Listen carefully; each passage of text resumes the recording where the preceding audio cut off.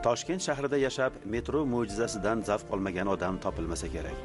Ammo bu yer osti inshootining bosh loyihachisi, Toshkent metrosining otasi nomiga sazovor bo'lgan inson kim ekanligini hamma ham bilavermasa kerak. Ha, poytaxt Azimda vatani va elini sevuvchi bir kamtar inson yashab o'tdi. Umrini ilmga fido qildi. Eslab qoling, bu inson akademik Tursunboy Rashidov edi. Asosiy mutaxassisligi odamlarni yer osti inshootlari mustahkamligi edi, seysmik mustahkamligi edi.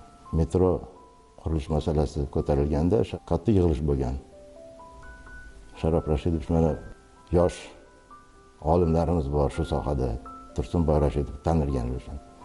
Shu chiqib gapirsin nima deb o'ylaydi. Shu metro qurilish mumkinmi O'zbekistonda, yo'qmi? Seysmik aktiv zona edi juda. Dunyoda bunaqa joyda metro qurilmagan u paytgacha. O'sha yillari Toshkentda metro qurilishi to'g'risida gap ketayotgan ekan. Tursunboy Rashidov nomzodlik dissertatsiyalarini yer osti quvurlarining zilzilabardoshligi degan mavzuda yoqlaganlar. Akademik O'rozboyev rahbarligida. Endi respublika rahbariyati bilan Sharof Rashidovning kabinetlarida o'tkazilgan majlisda Moskvadan kelgan Metro Giprotrans degan katta tashkilotni mutaxassislari aytishadiki, biz metro bo'yicha dunyoda yetakchimiz.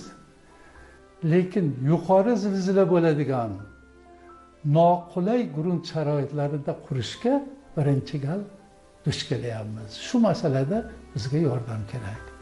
U kishi aytadilarki, mana kichkina Rashidov bir familiyaligim. Nima deysiz? Institutning direktori edi bu kishi. Yer osti quvurlarida mutaxassis. Endi bu kishi turib aytadiki,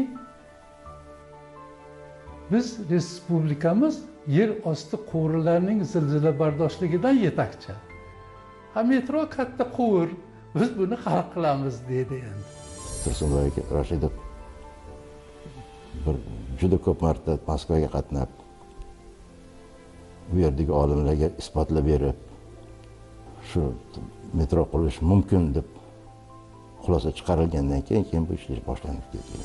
Toshkent metrosi asosan yer osti, sayoz joylashgan yurish va bekat tonnellaridan iborat edi. Men Toshkent metropolitenining Chilonzor yo'lini aytayapman, keyin O'zbekiston Yunusobod yo'lini birinchi bo'laklari. Hammasi sayoz joylashgan yer osti inshootlari. Endi buni o'sha Chilonzor yo'lini birinchi bo'lagi 12,5 kilometrligi ekspluatatsiyaga topshirilishda shunday gaplar yozilganda ahamiyat bering. Metro qurish tarixida birinchi bo'lib yirik temir beton elementlaridan yig'iladigan yurish va tonnel konstruksiyalarining zilzilabardosh konstruksiyalari yaratildi va joriy etildi. Bu gapni yozish uchun o'sha paytdagi O'zbekiston shu sohadagi olimlarini, shu sohadagi geologlarni, gidrogeologlarni, loyihachilarni va qolaversa quruvchilarni ijodiy hamkorligi kerak edi. Ma'lumki, O'zbekiston bino va inshootlar zilzilabardoshligi bo'yicha o'sha paytda ma'lum tajribalarga ega edi. Yer yuzi binolarini asosan. Endi mana ota-bobolarimizdan qolgan o'sha zilzilabardosh konstruksiya deganimizda biz sinchni tushunamiz. Ya'ni bir inshootni alohida bo'laklarini ko'ndalangiga va uzunligiga ma'lum masofada birga ishlashini ta'minlash. Mana shu prinsipni biz yer osti metrosiga joriy qildik. Endi Tursun Rashidovning xizmatlari mana shu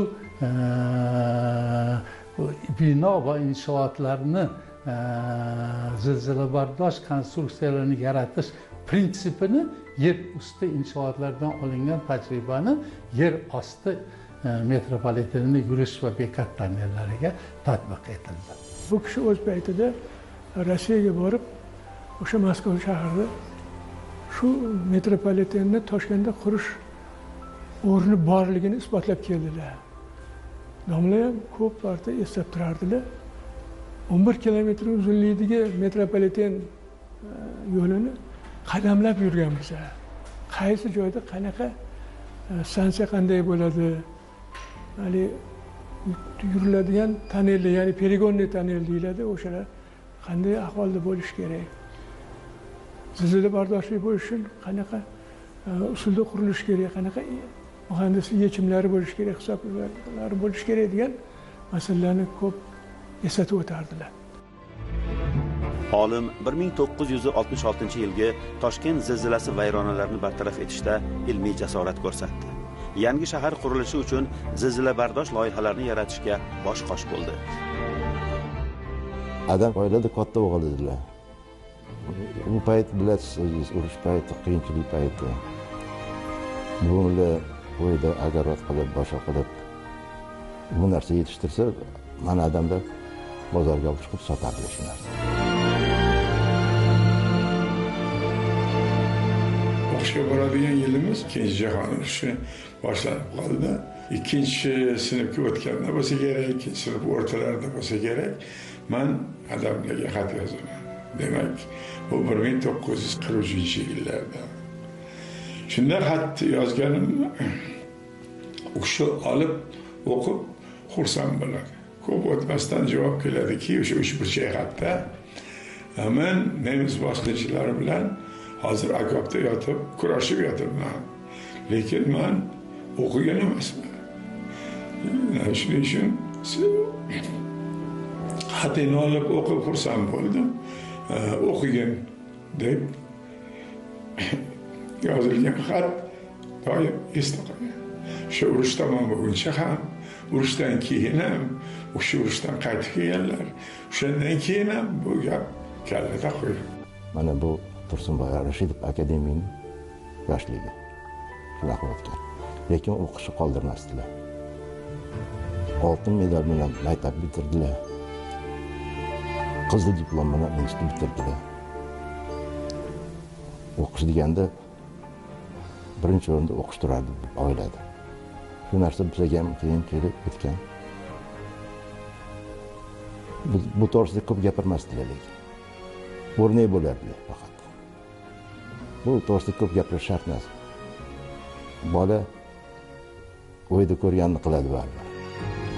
Ilm fanga fidoyilik va rahbarlik mas'uliyatining shaxsiy turmush tarziga, oilaviy muhitga yaxshi ma'noda ta'sir o'tkazishida ham akademik ota zakiylik bilan yo'l tutgan. Biron marta qattiq gapirmaganlar menga. Bilmayman nimaga. Men katta o'g'il bo'lganligim uchunmi, kichkina o'g'illarni so'kardilar, qattiq gapirardilar. Lekin menga biron marta qattiq gapirgan eslolmayman. Kerak emas deyam. Nima aytsangiz, baribir o'yda ko'rganini qiladi, boshqa qiladi. Lekin o'qish masalasida men kelganda ahamiyat juda katta bizning oilada. Institut, keyin aspirantura, Moskva davlat universiteti, Zashita, hammasini baribir o'tganman. Adani orqasidan sekin borar ekanda baribir bola.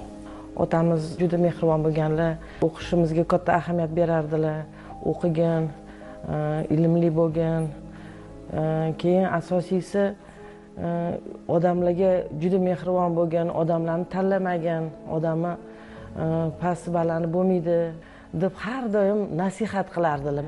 Men o'ylaymanki, doim yonimda yuradilar, qanaqadir xuddi bir joyga bir uzoq safarga ketib, hozir yozib kelib qoladilar deb o'ylayman. Men shu ichimda shunaqa deb o'ylayman-da har doim. Katta minnatdorchilik bildiraman mana otamizga, onamizga, oddiy, sodda qilib tarbiya qilishganiga. O'yiga qanaqa ta'sir qiladi, bolalarga ta'sir qiladi, uni men hozir gapirishim qiyin. Lekin birinchi o'rinda fan, ilm, ish turardi odamlarda. Juda katta organizator edilar. Fan tashkilotchisi bo'lganlar. Fanda ham kuchli edilar, lekin fan tashkilotchilari. Ko'plab olimlar, izlanuvchi yoshlar akademik Tursunboy Rashidovga shogird bo'lmoqlikni o'zlari uchun baxt, hatto ilm cho'qqisi sari zafarli yo'l deb bilganlar. Darhaqiqat Tursunboy Rashidov yoshlarga ilm qudratini anglatish yo'lidagi o'ziga xos uslublarga ega edi. bu yil zilzila bo'lganiga 60 yil to'libdi. Juda katta bir konferensiya bo'ldi. Shu konferensiyada men qatnashdim, juda ko'p eslashdi Tursunboy Rashidovich. 66-yili o'sha kuni zilzila bo'lgan kuni Tursunboy Rashidov yosh fan nomzodi mexanika va seysmik mustahkamlik institutiga direktor tayinlanganlar. 66-yil o'sha zilzila bo'lgan kuni. O'sha kuni birinchi kuni ishga chiqib direktor sifatida gruppa yig'ib zilziladan bo'lgan talofatlarning hammasini borib o'rganishgan. Shu institutga direktor bo'lganman. Bo'lganimdan keyin direktor bo'lishim kerak soat 10da, soat 5:30da yer qimirlagan. Shu institutga direktor bo'lib, to'ppa-to'g'ri shaharga chiqib ketib, shahardagi bino imoratlarni yorug'ini ko'rib, qizig'ishki o'sha vaqtda Toshkent zilzilasini birinchi urishini yozilmagan. O'sha vaqtdagi apparatlarimiz. Yayov yurib, zilzilani degan bo'lgan yorug' buzilishlarni ko'rib, boshqa zilzilalar bilan solishtirib, rahmatli bir Raskazovskiy degan bo'lardi, liderman bo'lardi. Albatta domlamiz O'razbayev rahbarligida Toshkentda zilzilaning kuchi 8 balldan oshiq bo'ldi deb isbot qilganmiz. Va o'sha zilzilaning har qaysi nuqtadagi kuchlarini yozganmiz.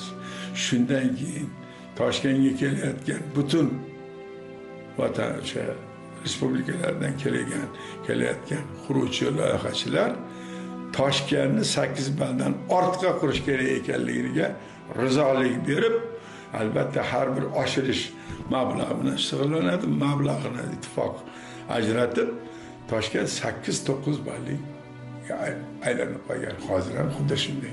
1966-yilda Toshkent zilzilasi bo'lib o'tgandan keyin O'zbekiston seysmik demak seysmik nuqtai nazardan juda faol zona sifatida tan olingan, butun dunyo olimlarida juda katta qiziqish paydo bo'lgan. Demak, seysmik to'lqinlardan hosil bo'lgan kuchlarga binolarni, yer osti inshootlarini qanday qilib hisoblash kerak degan katta muammo qo'yilgan. Mana shu muammoga bizni ustozimiz Rashidov, Tursunboy Rashidov labbay deb javob berganlar. Ilm fan deganlarda adam juda fido edilar ilmga, fanga. Mana 80 yilligiga bir katta bir kitob chiqqan, endi yubileyga deb. Shuni ochib orqasini qarasangiz 200 dan ortiq fan nomzod tayyorlangan. 200 dan ortiq.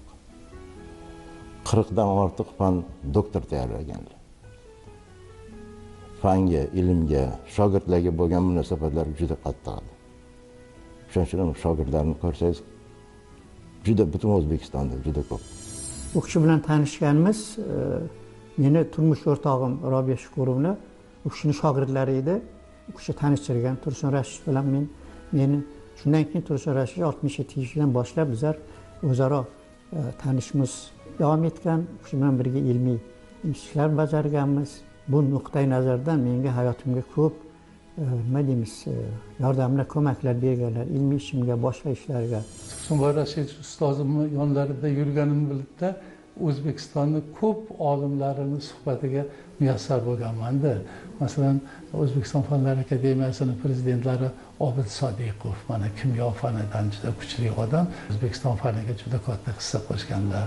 Mana Po'lat Qirg'izboyevich, Habibullayev, og'ayni edilar ikkalalari, juda ham Erkin Vohidovich Yusupov, endi mana shunaqa keng fikrlovchi olimlar bilan birga edilar. Mana oxirida o'zlarini rahbarliklarida Akadem Garadok deymiz, endi yangi mahalla tashkil qurildi. Bu yerda ko'p akademiklar birga turishardi. Hozir ba'zilar ko'chib ketishgan, ba'zilar vafot etishdi. Lekin bular bilan ham juda yaqin aloqada edilar. Qachon bir kichik maraka qilsak ham, boshqa qilsak ham, taklif qilsak albatta domla kelganlar. Unaqangi bir vaqtim yo'q yoki imkonim yo'q degan ham aytmaganlar domla. Juda ko'p joylarda birga bo'lganmiz domla bilan. Shu biron bir yerda bir o'zidan kichikroq odamni yoki bilim pastroq odamni bir kamsitganni bir guvohi bo'lmaganman. Har bir odamga domla tinglashni bilardilar-da. Bir ayb qilsak domla ko'yganlarida bir sababini aytadigan bo'lsak, sabr qilib eshitib turardilar. O'shanda aybimizni yaxshilab tushuntirib qayta takrorlamaymiz aytardilar. eng muhimi domla tinglashni biladilarda. Tursunboy Rashidni hech unutmayman. 93-yil meni oilam vafot qildida, turmush o'rtog'im. U kishini shogirdlari edi. Juda kelib mendan ko'ngil so'rab, nima o'zi sezdimki, shunday bir yaxshi shogirdlardan ajrab qolganlarini shuna menga bildirdilar, aytdilar, juda ko'ngil so'rab keldilar. Juda nima deymiz, insonga juda ko'ngillari yaqin, yaxshilik qilish, kamchiligini, yengil qilish nimalari juda baland edi u kishida. Tursunboy Rashidda mana shu paytlarda men ko'p sezganman. Men uchun u kishi ustoz, lekin bir otadek ham edilar-da endi. Mana masalan oilamda biron bir tadbir, biron bir to'y, bir narsa bo'lsa, u kishisi o'tmas. U kishinikida bo'lsa, albatta men o'sha yerda xizmatda shunaqa edim. Masalan, mana farzandlarimni uylantirishda, boshqalarda hammasida o'zlari qatnashib turdilar. 60 yoshlik, 70 yoshlik yubileylarim bo'ldi. Tursun Rashid meni yonimda turardilar. Singlim vafot qildi. Tadbir qildim endi menda.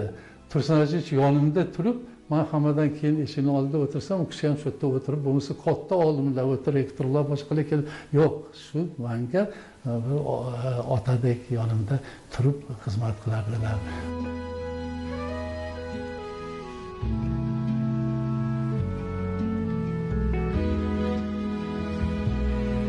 Shogirdlar nima ish qilgan, nima bir yo'nalishda ishlaganini juda yaxshi bilardilar.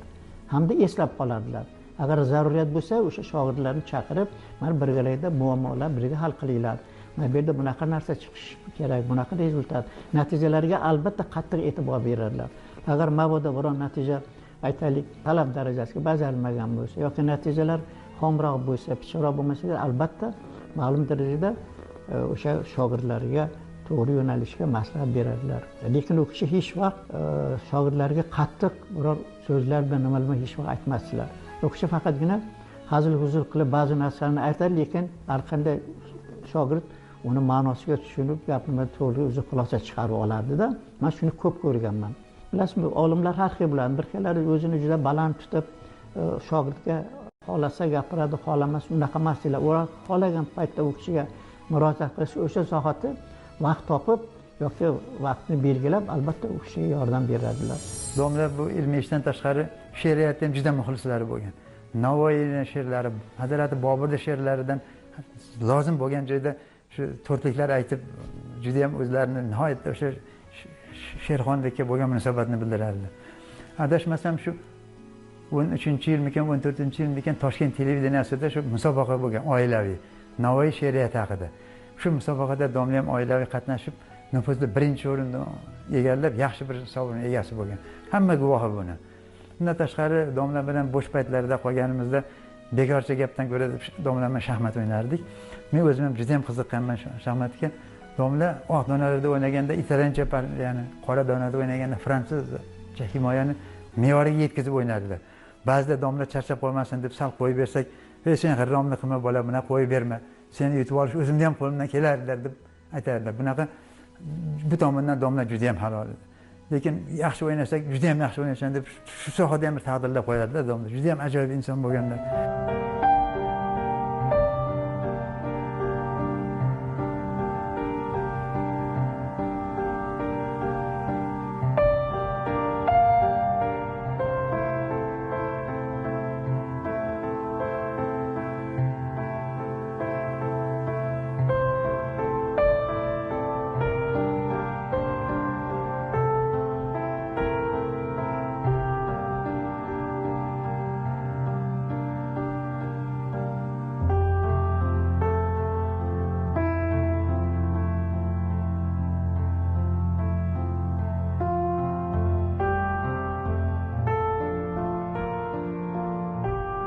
Tursun Rashidovich ilmiy izlanishlari, ilmiy faoliyatlari faqat O'zbekiston bilan bog'lab qolingan emas edi. U kishi butun o'sha ilgarigi sobiq ittifoqda qolaversa butun dunyoda tanilgan olim edilar. NATO'ni, Birlashgan Millat Tashkilotini grantlari bajarildi. Shu O'zbekistondagi hamma shu sohani tashkilotlari yetakli olimlari Tursun Rashidovich rahbarligida ishtirok etdilar. Kamina ham shunga ishtirok etdim. biz masalan Turkiyaning Istanbul shahrida ham shuni majlislarini o'tkazdik. Keyin har bir yer qimirlashda yana shu yer osti inshootlari zilzila bardoshliligiga ko'proq ahamiyat berar edik. Mana Isfarabatkin degan yer qimirladi, Isfarada endi Tojikistonda. O'sha yerda Shuroq degan shahar bor edi, ko'mir koni bor endi. Shunda 300 metr chuqurlikka tushib, o'sha ko'mir koniga Xabi deydi ular, endi tonnelda ichiladi endi. O'sha ko'mirga borib 2 qatli 2 metr 3 metr qalinlikda ko'mir mashina qilib, shularni biz borgan paytda yopishib qolgan endi. Yurib o'tib bo'lmaydi, yotib o'tib rasmga olib, bu materiallarimiz keyin butun ittifoq jurnallarida, chet el jurnallarida tarjima qilindi. Toshkent yer qimirlashiga bag'ishlangan kitob Amerika Qo'shma Shtatlarida tarjima qilindi. Shu masalan Qirg'izistonda bo'lgan yer qimirlashlarda, boshqa Namangan yer qimirlashlarida hammasida qatnashib, shularni tiklash bo'yicha Tursun Rashid rahbarliklarida o'z fikrlarimizni bildirganmiz. Boshlab bergan yo'nalishlar hozir davom etyapti. Bu hali to'xtab qolgani yo'q. Mana hozirgi laboratoriyamizni asosida Tursunboy Rashidov qilgan ishlari, shuni qoldirib ketgan meroslari asosida bu laboratoriya hozir faoliyat ko'rsatib turibdi-da. Endi mana yosh shogirdlari bor. Endi bizlar yoshimizdan cho'tib qoldi, lekin yoshlar bor. Tursunboy Rashidovni nimasidan yaratgan nazariyalarini, ularning maslahatlarini davom ettiradiganlar bor.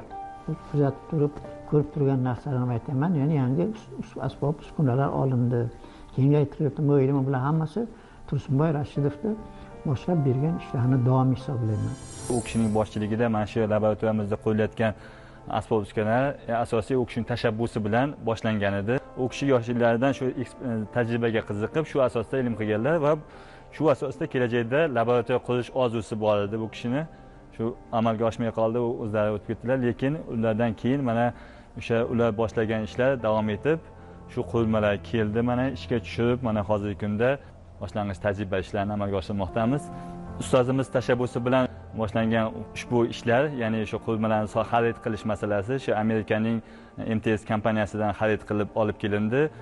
Bu narsa kelajakda turli xil inshootlarni zilzila bardoshligini ta'minlash masalasida, ya'ni shu masalasida qo'llash imkoniyatlariga ega. Bu qurilmalar O'zbekistonda yagona hisoblanib, laboratoriya ham yagona hisoblanadi. Ya'ni bu joyda asosiy ko'radigan bo'lsak, bu joyda qurilgan silovoy pol, ya'ni o'sha kuchli pol va mana shu devorlar turli xil inshootlarni seysmik kuchlar ta'siriga sinash imkoniyatini beradi.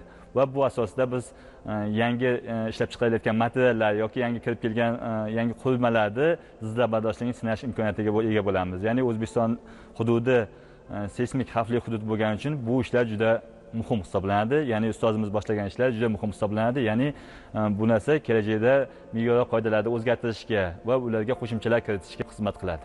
Men bunday insonni shogirdi bo'lganidan faxrlanaman va ularning ishlarini davom ettirib, kelajakda yaxshi natijalarga erishishga harakat qilaman.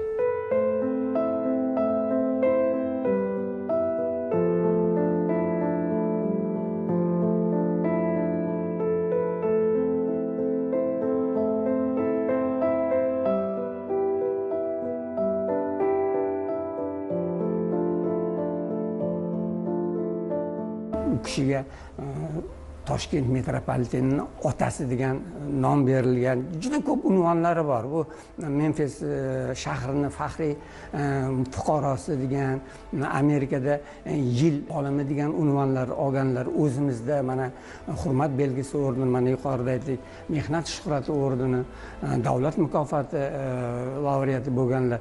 Bu kishining unvonlarini, bu rasmiy unvonlar, lekin odamgarchilik, yoshlarga bo'ladigan g'amxo'rligini bu alohida. Domla shogirdlarni juda ko'p davlatlarga olib borgan. Turkiyaga, Moskvaga olib borgan. Mana shu dunyoda bo'layotgan ilmlar bilan tanishtirishda mana shu yoshlarda ichida ham domlaning xizmatlari juda katta bo'lgan. Hozirgi paytda ham domlaning shogirdlari nihoyatda nufuzli joylarda, ko'plari rahbar lavozimida, juda ko'plari yoshlarga ilm berishda munosib xizmatlarni ko'rsatib yuribdi. Domlaning ruhlari shod bo'lsin, joylari jannatda bo'lsin. Domlaning shogirdlari hammamiz, men ham shogirdlar hisoblayman, shogirdlardanman. Domlaning ishlarini muvaffaqiyatli davom ettiryapmiz degan yaxshi niyatlarimiz bor. Shirib qayerda bo'lsa domlaga munosib bo'lishga harakat qilamiz. Bu kishi yaratgan ilm yo'nalish to'xtayotgani yo'q. Masalan, metroni olsak, mana u davom etyapti hozir. Yer usti qismi qurildi juda katta qismda. Yaqinda mani nabiram yangi Toshkent qurilishiga olib bordi. Ikki daryoni o'rtasida ekan, Chirchiq bilan Qorasuv kanalining o'rtasida 600 ming odam joylashadigan yangi Toshkentni birinchi navbatida maketi turgan ekan, prezidentimiz borib ko'rganda. Endi bular hammasi o'sha hozirgi yangi talablar bo'yicha. Avvalo o'sha yerga metro boryapti, yer usti va yer osti metrosi, o'sha yerdagi kanalizatsiya, o'sha yerdagi tozalash, очистительный сооружениялар, muhandislik tarmoqlari hammasi talab darajalarida bajarilyapti. Demoqchimanki, Tursun Rashidov yaratilgan o'sha ilm yanada rivojlanib, yanada hayotga tatbiq qilib borilyapti. Har metroga kirganimda o'zi hozir hamma yoq mashina, odamlar o'zining xususiy mashinalari bor. Lekin metroga tushganda qanaqadir men o'ylaymanki, qanaqadir juda issiqlik bor, katta mehnatlari singan. Shu odamlarni ko'rib xursand bo'laman. Odamlarning ishini yengil qilib, ishga borishini, bolalarning yurishini ko'rib juda xursand bo'laman, chunki otamning katta qissasi bo'lgan bu yerda. Qani edi shu kirishda bitta qanaqadir yoziq bo'lsa-da rasmlarimdan deyman-da, odamlar ko'rib o'tibsa, o'rib, voy meni shu odam qilgan ekan-ku shuni deb o'tib ketsa deb ichimdan shu ozgina o'ksinib qo'yaman bir xil joyida. Shunaqa onam ham bir harakat qiluvdilar, shunaqa narsa bir qilamizmi deb, yaxshi bo'lardi deb. Juda katta faxrlanaman shu. Har metroga kirganimda ko'zimga yosh keladi, to'g'risi. Aytaman, juda xursand bo'laman shu odamlarning ishini yengil, yo'lini yengil qilganlariga deyman-da. Boshida eng boshini boshlab bergan bir insonlardan deb o'ylayman otamni. O'zingizni dadangizga o'xshash istagi qanday bo'lgan o'zingizga? Nimalarga o'xshata olgansiz o'z hayotingizda, nimalar uchun o'xshamagan deb o'ylaysiz? Endi bu odamga bir odamning darajasiga yetish juda qiyin. O'xshash ham juda qiyin. Unaqa odamlar juda kam tug'iladi. Lekin juda noyob. Faqat bu odam akademik bo'lganlar uchun emas. Shunaqa fanda shunaqa katta ishlar qilganlik uchun emas. Bu odam milliy sifatli, vataniga sadoqatligi, xalqiga fidoyiligi, asosiy o'ylagan ishlari faqat shu fan, shu ish, shu O'zbekistonning manfaati edi. Juda boshqa narsani juda kam o'ylardi. Bu narsaga yetish, bu narsaga erishish hozirgi paytda endi juda qiyin. Men o'zimni adam oldi juda yetishim qiyin bunaqa narsaga. Akademik Tursunboy Rashidovning ilmiy merosi navqiron yurtimiz inshootlarining har bir poydevorida, har bir metro tunnelida yashaydi. Uning nomi ilm, sadoqat va mehnat timsoli sifatida tarix sahifalarida abadiy qoladi.